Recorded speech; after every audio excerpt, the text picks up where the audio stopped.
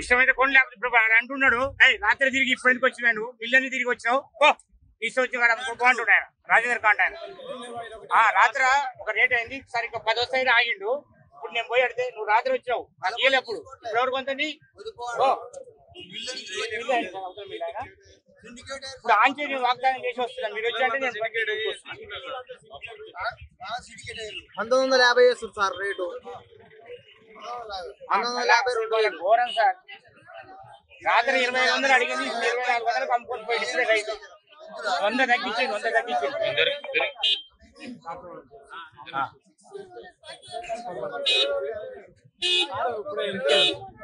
ఉదయం వచ్చి ఒక 30 టాకులు కొని ఇంటికి వెళ్ళండి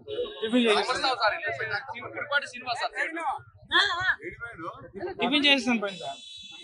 ఉదయం వచ్చి నెర్లీకి వచ్చి 30 టాకులు కొన్నాం పోస్తున్నాం అవి ఎండోడైనాక మళ్ళీ కొన్ని తీసుకుంటాం. టిఫిన్ చేసిన పోయింది రేటు 300 వేస్తుంది సార్. నెంబర్ 1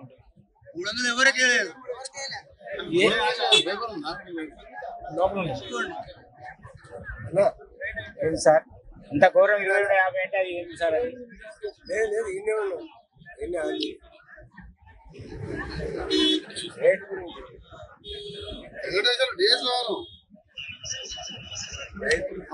ఈ మిల్ పేరు మార్చి మిల్ ఎదురుగా రైతులందరూ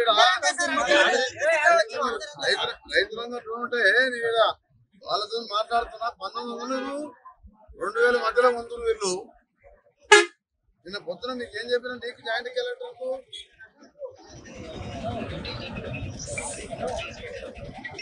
నిన్న పొద్దున మీకు ఏం చెప్పినా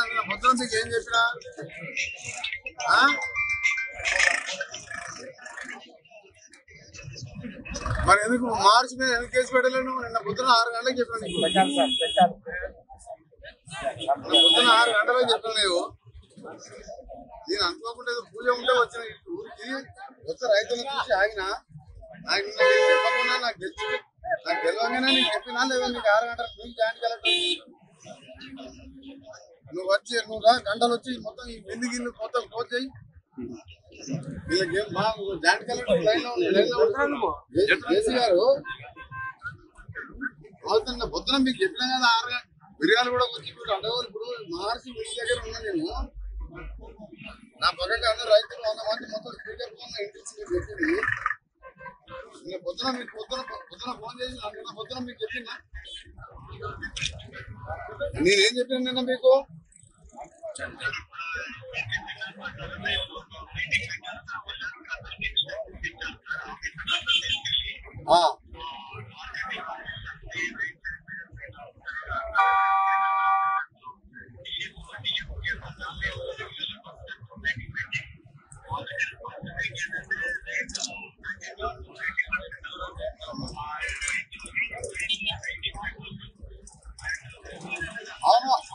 అది నేను చెప్పాను నువ్వు వచ్చి ఇలా చెప్పినావు అలా ఇప్పుడు నేను ఆ మిల్లర్లుగా రైతుల మొత్తం నిలబడా మన జిల్లా సివిల్ సప్లై మినిస్టర్ మన గవర్నమెంట్ నీవు నిన్న పొద్దున చెప్పిన ఎవరైతే 20,000 తక్కువ ఇస్తే కేసు పెట్టి మిల్లు క్లోజ్ చేయమని చెప్పిన. ఇప్పుడు మార్చి మిల్ ఎదురు ఉన్నా నువ్వు అర్జెంట్ గా డిఎస్ఓ కూడా వేరే ఫోన్ లో ఇంటున్నాడు. మీరు అర్జెంట్ గా నల్గొండకి వచ్చి ఈ రైతులతో మాట్లాడి వాడు 2200 ఇవ్వడం దగ్గర కొన్నాడో చూసి 4 బిల్లు సీచే ఏం కాదు. వాళ్ళు ఎట్లా దిగినారో చూసుకుంటా వాళ్ళ సంగతి చూసుకుంటాం మేము. కానీ నాకు మీరు చెప్పకుండా నేను మీకు చెప్పండి. నాకు జనరల్గా నీకు సీజన్లో రైతులతో మాట్లాడుకుని నాకు చెప్తే నిన్న పొద్దున మీకు డిఎస్ఓ అని చెప్తా. మీరు చెప్పినా ఇదే అంటే మీరంటే మీరు చెప్పినంటే మేము చెప్పినట్టే లెక్క. గవర్నమెంట్